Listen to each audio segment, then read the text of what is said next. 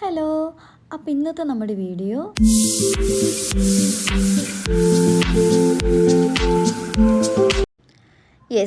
അങ്ങനെ നമ്മളിപ്പോൾ കാമാത്തിപുരം എത്തിയേക്കാണ് കേട്ടോ. അതായത് നമ്മുടെ മെയിൻ റോഡിൽ നിന്ന് അകത്തേക്കുള്ളൊരു ചെറിയ സ്ട്രീറ്റാണ് കാമാത്തിപുര.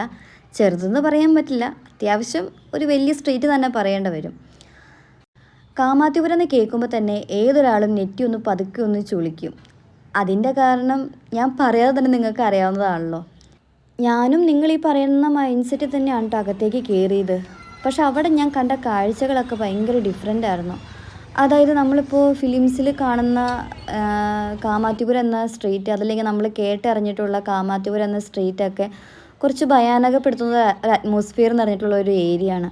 പക്ഷെ ഞാൻ അവിടെ കണ്ടതൊക്കെ ഭയങ്കര ഡിഫറെൻ്റ് ആയിരുന്നു. അതായത് അവിടെ ഫുൾ തിരക്കാണ്. തിരക്കെന്ന് വെച്ചിട്ടുണ്ടെങ്കിൽ മാർക്കറ്റുകളും കച്ചവടങ്ങളും, പിന്നെ അതിൻ്റെ ഇടയിലാണെങ്കിൽ ഇതുപോലത്തെ ചെറിയ ചെറിയ ക്ഷേത്രങ്ങളൊക്കെ നിറഞ്ഞിട്ടുള്ള ഒരു ഏരിയ ആണ് കേട്ടോ അവിടെ കംപ്ലീറ്റ് ആയിട്ട്.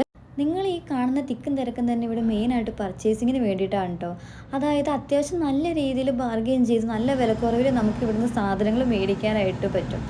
അത് കേട്ടതോടുകൂടി ഞാനും എൻ്റേതായിട്ടുള്ള ചെറിയ രീതിയിൽ ഞാനും ചെറിയ ഷോപ്പിംഗ് കാര്യങ്ങളെല്ലാം നടത്തിയായിരുന്നു കേട്ടോ. അങ്ങനെ പോകെ പോകെ ഫ്രണ്ടിലോട്ട് പോകുന്തോറും ഇവിടെ തിരക്ക് കൂടുതലല്ലാണ്ട് തിരക്ക് കുറയുന്നതൊന്നും ഞാൻ കണ്ടില്ല.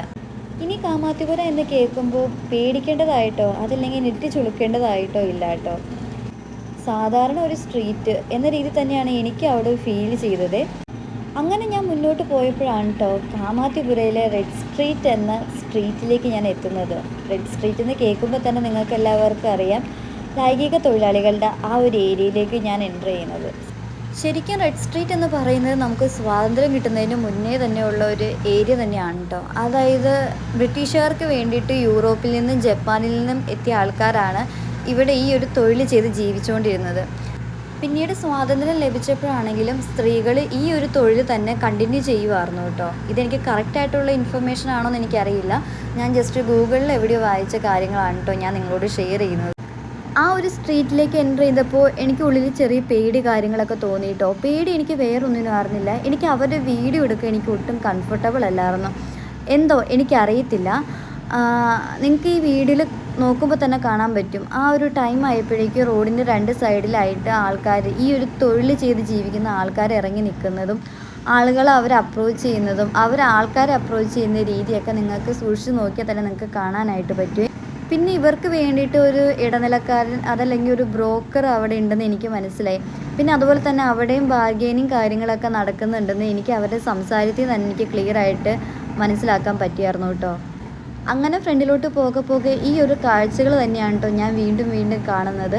അവിടെയും നമുക്ക് പേടിക്കേണ്ടതായിട്ടുള്ള കാര്യങ്ങളൊന്നും തന്നെ ഇല്ല. ആരും നമ്മളെ ഡിസ്റ്റർബ് ചെയ്യാനായിട്ടൊന്നും അവിടെ വരുന്നില്ല.